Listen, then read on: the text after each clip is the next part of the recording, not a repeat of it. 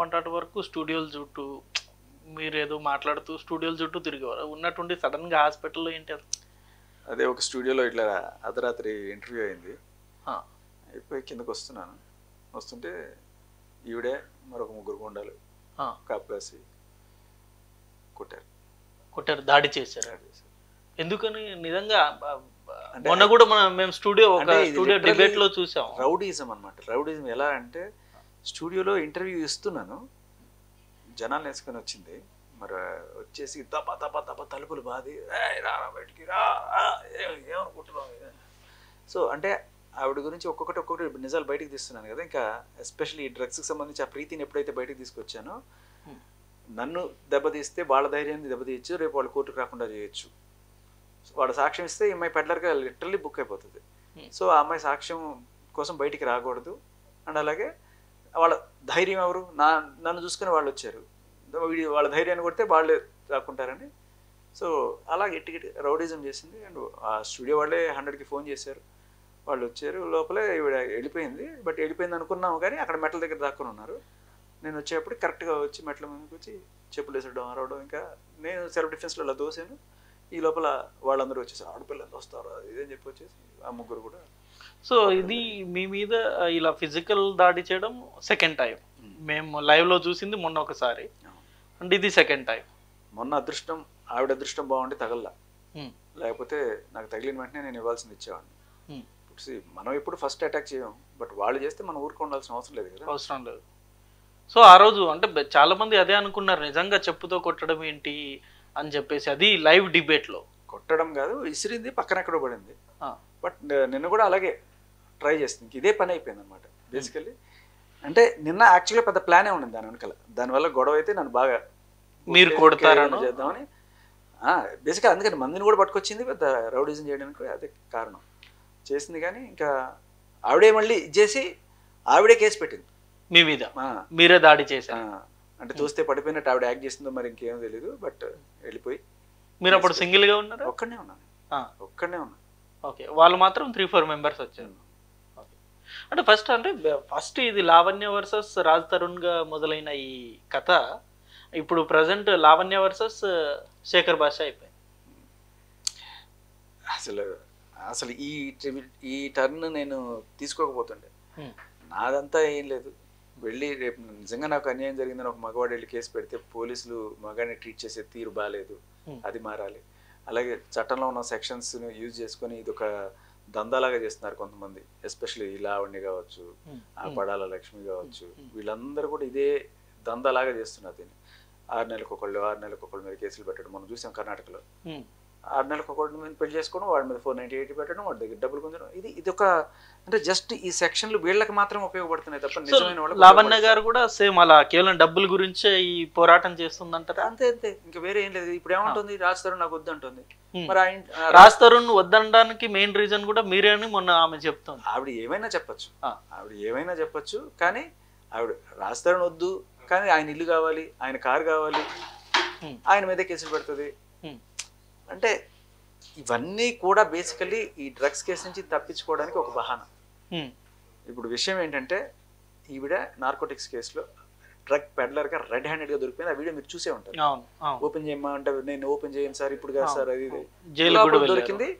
జైలుకి వెళ్ళడం కదా, అది రిమాండ్. చెంచల్గూడ జైల్లో 45 రోజులు రిమాండ్. ఈ రిమాండ్ అంటే ఏంటంటే, కేసు తేలే వరకు దాని డీటెయిల్స్ సేకరించాలి, దానికి సంబంధించి నేను లోపల పెడతారు. తర్వాత ట్రయల్ నడుస్తుంది. ఆ ట్రయల్లో కనుక శిక్ష పడితే up to narcotics 20B section ప్రకారం 22B అనుకుంటా 10 ఏళ్ళు జైలు శిక్ష. సో ఇప్పుడు దాంట్లో ఈవిడ పెడలర్ అని ప్రూవ్ కావాల్సిన ఇది ఉంది. ఎవరికి ఎక్కడి నుంచి తెచ్చావు, ఎవరికి అమ్ముతున్నావు, అమ్మడమే కాదు ఎవరికైనా ఇచ్చింది అనుకోండి, అది కూడా తప్పే. అలా ఈవిడ ముక్కుపచ్చలాని చిన్న పిల్లలు ప్రీతి, ఉదయ్, వీళ్ళు ఆ ప్రీతి అనే అమ్మాయికి బలవంతంగా అలవాటు చేసింది. అదే అమ్మాయి వచ్చి రిహాబిటేషన్ సెంటర్లకు వెళ్ళి ఉరేసుకోవడానికి కూడా వెళ్ళి అంత నుంచి బయటపడి వచ్చిన అమ్మాయి బిక్కుమంటూ వచ్చి సాక్ష్యం చెప్పడానికి వచ్చింది. తనకు జరిగిన ఇలా జరుగుతుందని మీకు ఎప్పుడు తెలుసు?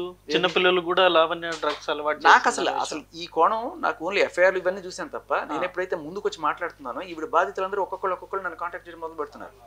సో అలా అంటే వాళ్ళని చేసినప్పుడు లేదమ్మా నేను ఈ సంగతి పట్టించుకోను, నేను ఓన్లీ మగాళ్ళ కోసం పోరాడతా నేను అనలేకపోయా. ఆ పిల్ల చాలా చిన్న పిల్లగా ఉంది పాపం, అమ్మాయికి సపోర్ట్ ఎవరు లేరు, ఎవరిని నమ్మలేకపోతుంది అమ్మాయి బేసికలీ. సో మీరు నిలబడ్డారు స్ట్రాంగ్గా, మీ మీద నాకు నమ్మకం ఉంది, మీరు చేస్తారని చెప్పి వచ్చింది. అన్నయ్య అంది ఇంకా నాకు ఆ పిల్లకి ఖచ్చితంగా న్యాయం చేయాలనిపించింది. సో ఆ పిల్లని తీసుకెళ్ళాను, పోలీస్ స్టేషన్లో కంప్లైంట్ ఇప్పించాను. అట్ ద సేమ్ టైం మీడియాలో కూడా కూర్చోపెట్టాను. ఏదో జస్ట్ మీడియా హడావిడి కోసమే అనుకుంటే నేను మళ్ళీ స్టేషన్కి కూడా తీసుకెళ్ళి చేసేవాడిని కాదు కదా. అమ్మాయి దగ్గర పక్కా సాక్ష్యాలు, ఎంఐ చేసిన అన్నీ ఉన్నాయి, పెట్టాము. సో ఇప్పుడు బేసికలీ పాయింట్ ఏంటంటే ఆ అమ్మాయి వచ్చి సాక్ష్యం చెప్తే ఈ అమ్మాయి పెడ్లర్గా ధృవీకరింపబడుతుంది, ఆ అమ్మాయికి శిక్ష పడుతుంది. ఈ అమ్మాయి సాక్ష్యం చెప్పకూడదు, ఆ అమ్మాయి ధైర్యాన్ని కొట్టాలి. ఆ అమ్మాయి ధైర్యం ఎవరు ఆ అమ్మాయి ధైర్యం? నేను. ఎందుకంటే నన్ను నమ్ముకొని వచ్చింది, నేనున్నాను కాబట్టి వచ్చింది. సో అందుకని మిమ్మల్ని టార్గెట్ కొడితే ఆ అమ్మాయి కూడా బ్యాక్ స్టెప్ వేస్తుంది ఇప్పుడు ఆల్రెడీ. ఎందుకంటే ఆ అమ్మాయి ఎప్పుడైతే మీడియా ముందుకు వచ్చిందో వచ్చిన సెకండే, వచ్చిన గంట లోపల ఈ అమ్మాయికి సంబంధించిన కొన్ని అమ్మాయి చేసే పని అది డ్రగ్స్ అలవాటు చేయడం, వాళ్ళ వీడియోస్ ఇవన్నీ కూడా తీసుకోవడం, వాళ్ళ ఫోన్లో వాళ్ళ పర్సనల్ వీడియోస్ అన్ని తీసుకోవడం, అవి పెట్టి బ్లాక్మెయిల్ చేయడం. అది అమ్మాయి కూడా ఒప్పుకుంది, ఎవరు లావణ్య వీళ్ళ ఫోన్ నా దగ్గర ఉంది, ఎందుకు పెట్టుకున్నావు నువ్వు వాళ్ళ ఫోన్ అంటే, వాడు నాకు 50,000 ఇవ్వాలి, ఇట్లాంటి కథలని చెప్తాను. వాట్ ఎవర్ 50,000 ఇవ్వాలి, నువ్వు ఫోన్ పెట్టుకున్నావు, కానీ వాడు డేటా ఎందుకు తీసుకోకూడదు? డేటా తీసుకునే అధికారం నీకు ఎక్కడి నుంచి వస్తుంది? ఫోన్ పెట్టుకున్నావు, నిజంగానే 50,000 ఇవ్వాలనుకున్నావు కాదు కదా, డేటా తీసుకునే అధికారం నీకు లేదు కదా, పర్సనల్ డేటా కదా. సో ఆ పర్సనల్ డేటా రిలీజ్ చేసింది. ఎవరు రిలీజ్ చేశారు అని అడిగితే ఏమో నాకు తెలియదు, ఆ ఫ్రెండ్ అది ఎవరికో ఫ్రెండ్కి ఇచ్చేసిందంట, ఆ ఫ్రెండ్ ఫోన్ రిలీజ్ చేసి ఉంటుందంట. సో బేసికలీ ఈవిడ వాదనలో పసలేదనేది అర్థమైపోతుంది. క్లియర్ కట్గా ఈ అమ్మాయిని ఇన్ఫ్లుయెన్స్ చేస్తుంది సాక్ష్యం చెప్పకుండా ఉండడానికి, ముందుగానే ఇవన్నీ కూడా డిఫేమ్ చేయడం.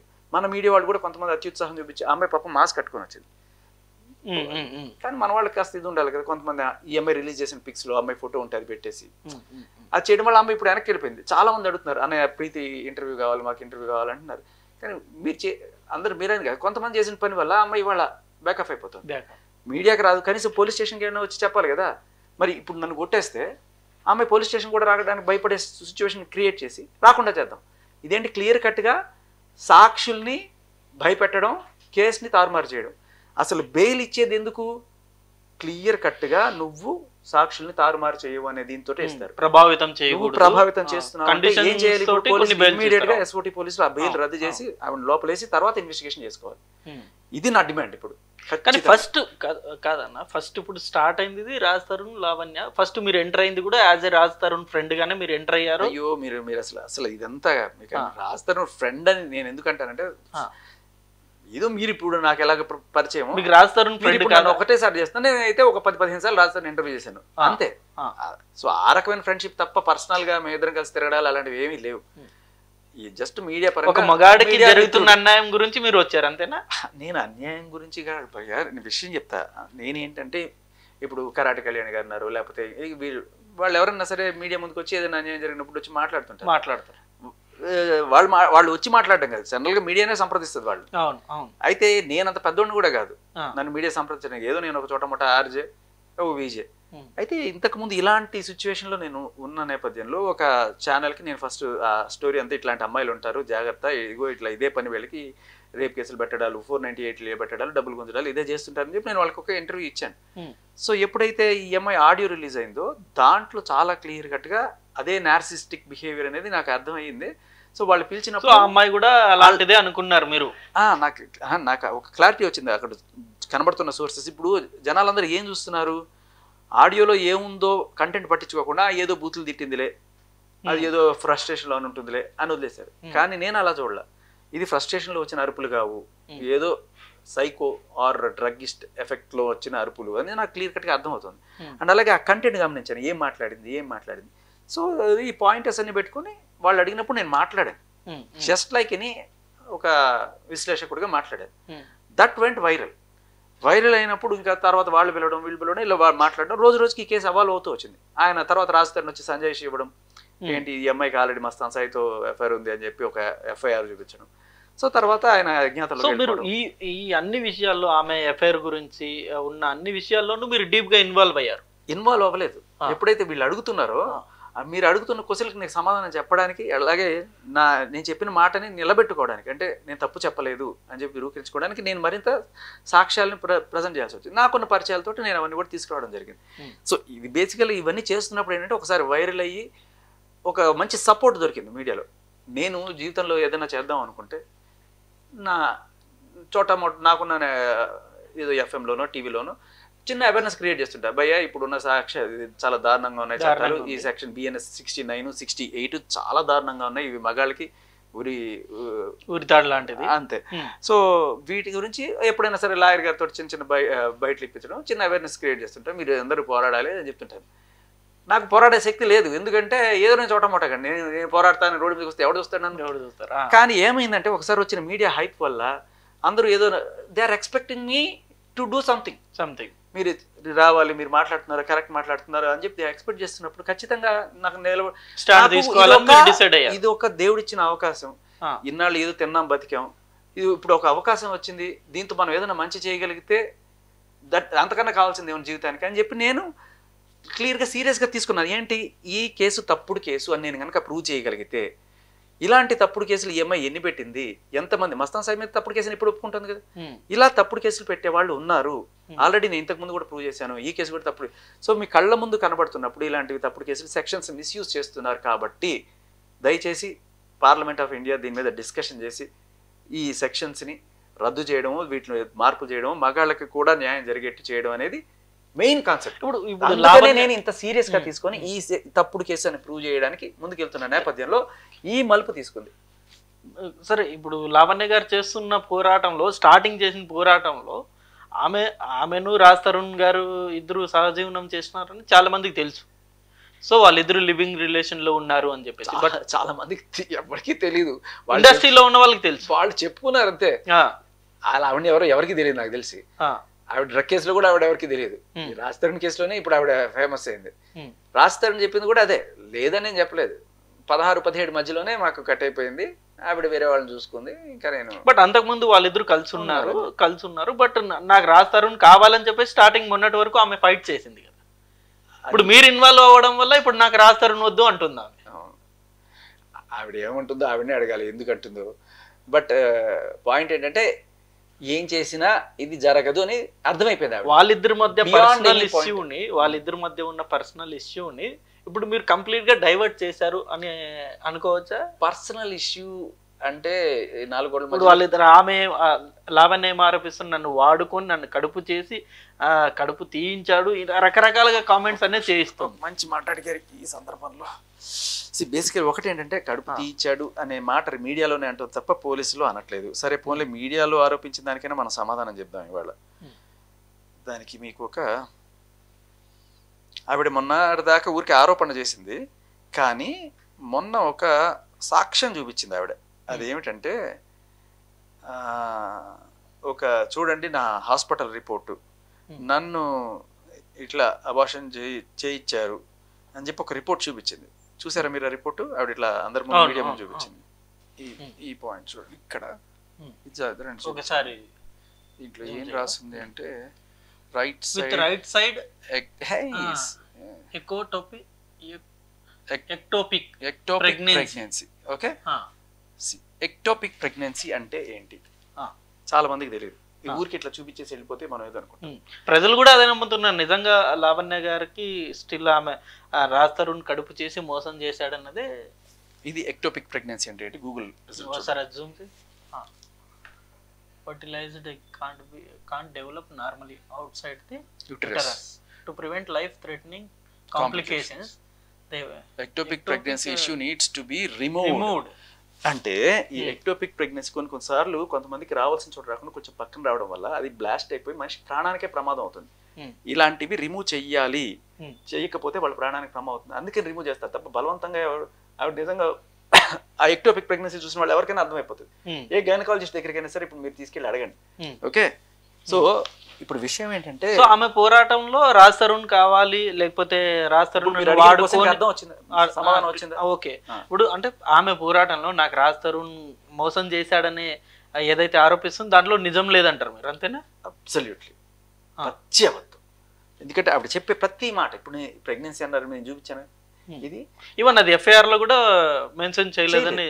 ఎందుకంటే వాళ్ళకి అందరికి తెలుసు ఈ ఎక్టోపిక్ ప్రెగ్నెన్సీ అంటే నిలబడదని చెప్పి తెలుసు కాబట్టి వాళ్ళు పట్ల ఇది అప్పుడు ఇది నా గొప్పతనం కూడా కాదు, నేనేమన్నా గైనకాలజిస్ట్ కాదు, నాకేం కాదు.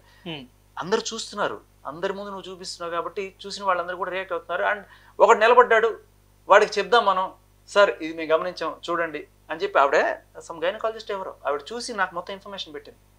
ఇలా రోజుకి నా ఫోన్ నిండా ఆవిడకి సంబంధించిన ఇన్ఫర్మేషన్ ఇవన్నీ కూడా వస్తూనే ఉన్నాయి. సో అలా నాకు వచ్చేవన్నీ కూడా నేను బయట పెట్టకుండా ఉండలేను. పాపం ఎంతో మంది ఒకడు వచ్చాడు అట్లీస్ట్ సక్సెస్ అవుతున్న మగాళ్ళు. ఇప్పుడు రాజ్ తరుణ్ పాయింట్ ఆఫ్ వ్యూలో ఇప్పుడు రాజ్ తరుణ్ మీకు సంబంధం లేదు. జనరల్ గా బయట ఏమనుకుంటారు, రాజ్ తరుణ్ మిమ్మల్ని టాపిక్ డైవర్ట్ చేయడానికి పంపించారని అంటున్నారు. అస్సలు కాదు. బట్ నేను చేసి ఒక వారం రోజులు ఇది జరిగిన తర్వాత రాజ్ తరుణ్ కూడా ఇండైరెక్ట్ గా నన్ను కాంటాక్ట్ చేయడానికి ట్రై చేశాడు. అంటే హీ డజంట్ వాంట్ అప్రిషియేట్ చేశారు. ఆయనకి ఆయన నంబర్ బయటకు రావడం ఇష్టం లేదు, his own private reasons. So ఒక కాన్ఫరెన్స్ కాల్ ద్వారా తన ఫ్రెండ్ తోటి నాతో మాట్లాడడం జరిగింది. So he appreciated my effort. And అలాగే వాళ్ళ నాన్నగారు కూడా నాకు ఫోన్ చేయడం జరిగింది, వాళ్ళు నన్ను థ్యాంక్స్ చెప్పడం జరిగింది. ఇవన్నీ కూడా జరిగినాయి. తర్వాత ఒకసారి ఆయన క్లియర్ కట్గా బయటకు వచ్చాక హీఈస్ ఇన్ టచ్. తర్వాత ఆయన ప్రీ రిలీజ్ కూడా ఆయన డైరెక్టర్ కలిసి నన్ను ఇన్వైట్ చేయడం ఇవన్నీ కూడా జరిగినాయి. సో రాజ్ తరుణ్ కాకపోయినా ఎవరైనా నాకు చేసి దీనివల్ల మీకు ఒక ఎస్పీ గారికి, అలాగే అంతకుముందు ఒక పాపం ఒరిస్సాలో ఒక అబ్బాయి, కాకినాడలో ఒక సాఫ్ట్వేర్ ఇంజనీర్, ఆయన బెంగళూరులో పనిచేస్తాడు ఇప్పుడు. సో ఇలా వీళ్ళందరి కేసులు కూడా నేను తవ్వడం, వాళ్ళకి సంబంధించిన డీటెయిల్స్, వాళ్ళకి కావాల్సిన పాయింట్స్ తీసుకొచ్చి వాళ్ళని బయటపడేయడం జరిగింది. నేను ఇవి ఎవరికి తెలియదు. రాజ్ తరుణ్ కాకపోయినా నేను చేసేవాడిని, రాజ్ తరుణ్ అయినంత మాత్రానే అని కాదు. సో ఇప్పుడు ఈ ఇష్యూలో లాయర్ దిలీప్ సుంకర ఆయన గారు కూడా మీ మీద చాలా ఫైర్ అవడం జరిగింది. మీరు కూడా శంకర్ మీద చాలా అంటే ఫైర్ అయ్యారు. చాలా మందికి ఈ విధంగా పాపులర్ అని తెలియదేమో. ఏరుగంతో బెదిరింపు, జనసేన నేత arrest, rowdy sheeter Shankara Kalyan. So basically media ఏం చేస్తున్నారంటే, అంటే ఒక రౌడీ షీటర్ దగ్గర నుంచి, ఒక డ్రగ్ పెడ్లర్ దగ్గర నుంచి ఇంతకన్నా సభ్యత సంస్కారం మనం ఎక్స్పెక్ట్ చేయలేం. తర్వాత రకరకాల వేషాలు మార్చి అదేదో కొన్నిసార్లు మనం చూపిస్తుంటారు, సడన్ గా దొంగ కాస్త బాబా అయిపోయి నీతులు చెప్తుంటాడు చూడండి. వాళ్ళ భాష వింటే అర్థమైపోతుంది వాళ్ళ సంస్కారం ఏంటనేది. సరే, ఎందుకు ఒక లాయర్ కదా, ఒక చదువుకున్న మనిషి ఇంత నీచంగా ఎలా మాట్లాడగలడు అని చెప్పి నేను అనుకున్నప్పుడు కొంతమంది ఇలాగే మిత్రులు పంపించింది. ఇది నేను రీసెర్చ్ చేసింది కూడా కాదు, ఇట్లాగే మీకు ఆయన అసలు విషయం తెలియదు, ఆయన పూర్వాశ్రమంలో చేసే పనులు ఇవి, ఒకసారి చూడండి రౌడీ షీటర్ కూడా ఉంది ఆయన మీద. అదే అంటున్నాను, మీడియా ఒక రౌడీ షీటర్ని, ఒక డ్రగ్ పెడల్ని కూర్చోబెట్టి అసభ్యకరంగా మాట్లాడించుకోవడం వల్ల వ్యూస్ వస్తాయి అనుకుంటే, పాయింట్ మాట్లాడడం నాకేం అభ్యంతరం లేదు. ఇప్పుడు ఆయన ఒక పాయింట్ అంటాడు, ఒక ఎఫ్ఐఆర్ తీసుకొచ్చి ఆ ఎఫ్ఐఆర్లో ఉన్న కంటెంట్ని బట్టి మీరు చేస్తే అది ఎంతవరకు న్యాయం? ఆ ఎఫ్ఐఆర్ అనేది ఫస్ట్ ఇన్ఫర్మేషన్ రిపోర్ట్ అయ్యా, అది జడ్జిమెంట్ కాదు అని ఆయన వాదిస్తున్నాడు. కరెక్టే, కానీ ఇప్పుడు ఎవడో పెట్టిన ఎఫ్ఐఆర్ ఏదైనా రాయొచ్చు. ఇప్పుడు నేను మీ మీద కేసు పెట్టాను, మీ మీద ఉన్న నాకు కుళ్ళంతా రాయొచ్చు, లేకపోతే లేనివన్నీ కూడా తీసుకొచ్చి రాయొచ్చు. అవి తీసుకొచ్చి ఇదిగో చూడండి ఇది తీర్పు అని చెప్తే కాదు. కానీ మీరు నా మీద కేసు పెట్టినప్పుడు మీ గురించి కొన్ని రాసుకుని ఉంటారు, అది మీరు కాదనలేరు కదా. నేను తీసుకొచ్చింది మీ అంతటిగా మీరు రాసిన కంప్లైంట్, అది మీరు కాదనలేరు. మీరు తీసుకొచ్చింది ఇప్పుడు నా మీద ఎఫ్ఐఆర్ సంబంధించి ఏదో మాట్లాడుతున్నారు ఈ మధ్యకాలంలో, ఎవరో అది కూడా ఈ మధ్యకాలంలో పెట్టింది, ఆఫ్టర్ ఐఎమ్ టాకింగ్ అబౌట్ లా. అయితే అది నేను రాసిందా, నేను సంతకం పెట్టిందా? కాదు కదా. ఎవడో నా మీద అక్కస్తోటి పెట్టింది, వాడు ఏదైనా రాస్తాడు, అవన్నీ నిజాలు అన్నట్టుగా ఆయన చూపిస్తాడు. నేను అది చూపించట్లేదు. మీ మీద కూడా పర్సనల్ ఆరోపణలు చాలా చేస్తున్నాను. అదే అంటున్నాను. ఇప్పుడు ఎవరినో ఒకరిని పట్టుకొచ్చి నేను దాన్ని ఏమంటారట, ఏంటది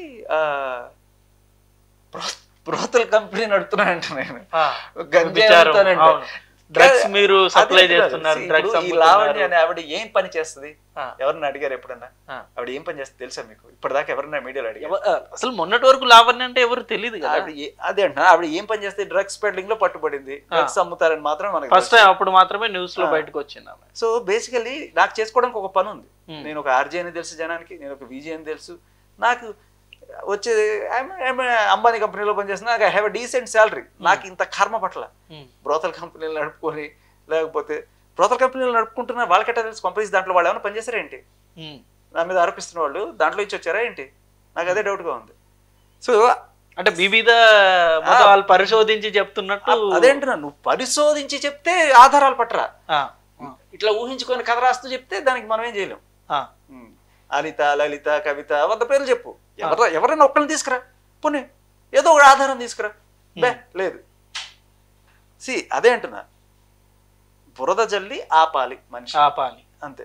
ఆగట్లేదు. ఇప్పుడు దాడుల దాకా వచ్చారు. గత 4 రోజులు బెదిరింపులు వచ్చినాయి, లొంగట్లేదు. సో మరి ఆగరా మీరు? జనరల్ గా నేను ఫస్ట్ నుండి అబ్జర్వ్ చేస్తున్నప్పుడు మధ్యలో ఫస్ట్ రాజ్ తరుణ్ వర్సెస్ లావణ్య ఉన్నప్పుడు కొంతవరకు టర్న్ తీసుకుంది, మీరు ఇన్వాల్వ్ అయిన తర్వాత పూర్తి టర్న్ తీసుకుంది. ఇప్పుడు మొత్తం సోషల్ మీడియా మొత్తం మీ ఇద్దరు టాపిక్ ఇప్పుడు ట్రెండ్ అవుతుంది. సో దీనికి ఫుల్ స్టాప్ ఎప్పుడు? ఫుల్ స్టాప్ ఎప్పుడు అంటే ఆవిడ అరెస్ట్ అయ్యి జైలుకి వెళ్ళాలి. అలా వెళ్ళిన తర్వాత ఆవిడ పెట్టిన తప్పుడు కేసు అని చెప్పి నేను ప్రూవ్ చేశాను అని గవర్నమెంట్కి, ప్రభుత్వానికి, అంటే మన జస్ట్ ఇక్కడ కాదు ఢిల్లీకి కూడా చూపించి, చూడండి ఇలాంటి తప్పుడు కేసులు మగాడవాళ్ళు పెట్టి ఎన్ని జీవితాలు నాశనం చేస్తున్నారో, ఎంత భవిష్యత్తు కోల్పోతున్నారో, దయచేసి ఇప్పటికైనా కళ్ళు తెరవండి, తప్పుడు కేసులు పెట్టకుండా మీ చట్టాలను మనం మార్చుకుందాం, మగాళ్ళని కూడా మనుషులలాగా ట్రీట్ చేయండి అని చెప్పడమే దీనికి ముగింపు. బట్ ఇప్పుడు ప్రజెంట్ అయితే చట్టాలన్నీ ఫేవర్గా, అది లేడీస్ ఫేవర్ గానే ఉన్నాయి. అందుకనే కదా మనం ఇట్లాంటివి ఉన్నాయి. ఇప్పుడు మీరు ఇన్వాల్వ్ అయిన తర్వాత మీ మీద కూడా ఎఫ్ఐఆర్ ఫైల్ చేశారు, మీరు కూడా ఇప్పుడు కోర్టుల చుట్టూ తిరగాలి, ఇవన్నీ మీకు రిస్క్ అనిపించలేదా? ఇప్పుడు మీ ఫ్యామిలీ మీద కూడా ఆరోపణలు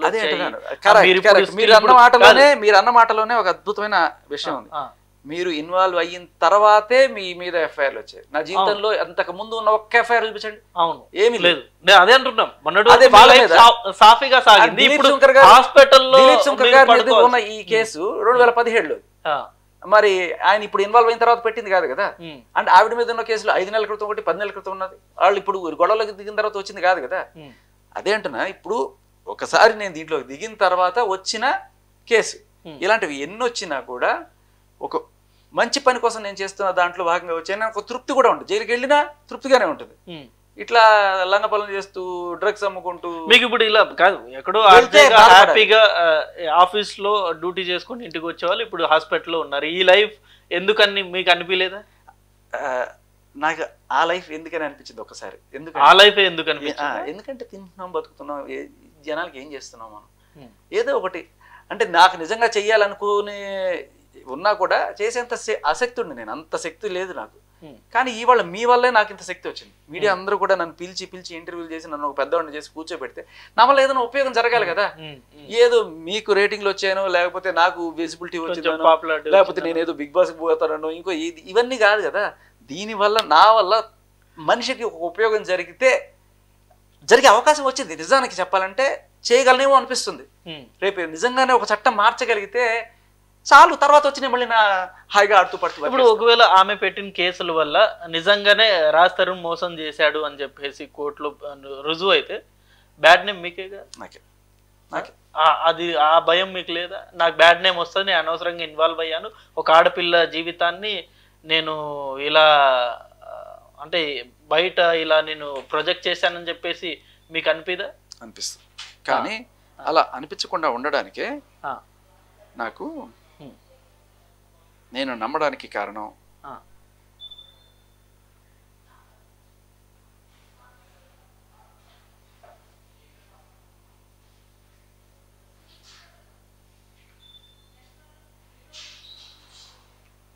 గుడ్. వాళ్ళు గత 3-4 సంవత్సరాలుగా, లేకపోతే వాళ్ళు లివింగ్ రిలేషన్లో ఉన్నప్పటి నుండి ఏం జరిగిందో కంప్లీట్గా మీకైతే తెలీదు. అదంతా అవసరం లేదు. సముద్రం అంతా తాగక్కర్లేదు, ఒక చుక్క పట్టుకుంటే మనకి టేస్ట్ అర్థమైపోతుంది. ఇది విన్న తర్వాత మీరు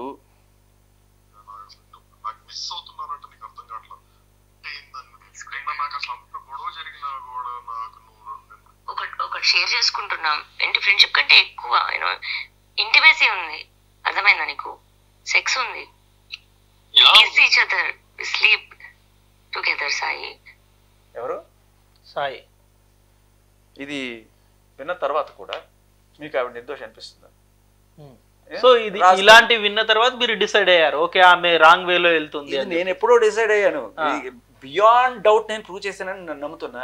ఇది విన్న తర్వాత కూడా అవును, ఒకవేళ ఒక అమ్మాయి అక్రమ సంబంధం పెట్టుకున్నా కూడా మొగుడు చచ్చినట్టు, లేకపోతే ప్రియుడు చచ్చినట్టు ఆవిడతోనే ఉండాలి అనే ఏదైనా చట్టం ఉంటే మనం ఏం చేయలేం. చట్టం ఉన్నా అది న్యాయమా కాదు మీరు చెప్పండి. నువ్వు కాదు చెప్పండి. బట్ చట్టంలో ఏదన్నా తేలేది ఫైనల్లీ కోర్టులోనే ఉన్న ఆధారాలు బట్టి ఉన్న చేసే వాదనలు బట్టి ఫైనల్ జడ్జిమెంట్ అనేది వస్తుంది. మంచిది. అంతే. మరి అక్కడే తెలుసుకోవచ్చు కదా, మీడియా కిందకి వచ్చావు. మీడియాకి వచ్చినప్పుడు అడుగుతాం, బరాబర్ అడుగుతాం. అడగవా? నువ్వు అడుగుతున్నావు కదా నన్ను, అంతే. నేను మీడియానే. సో ఫైనల్లీ మీరేం చెప్పదలుచుకున్నారు భయ్య? అంటే ఇప్పుడు ఈ దాడులు జరిగింది, ఈ అంతటికి ఫుల్ స్టాప్ అదే. ఈ కేసు తప్పుడు దాన్ని ప్రూవ్ చేయాలి. మీరు ఎన్ని రోజులని పోరాడతారు? ఇంకా మహా అయితే 1 వారం లోపల అయిపోతుంది నాకు తెలిసి. అయిపోతుందా? జైలుకి వెళ్తుందా ఆమె? ఖచ్చితంగా. సో అంత స్ట్రాంగ్ ఎవిడెన్స్ తోటి మీరు ధైర్యంగా ముందుకు వెళ్తున్నారు. So thank you very much భయ్య. Thank you.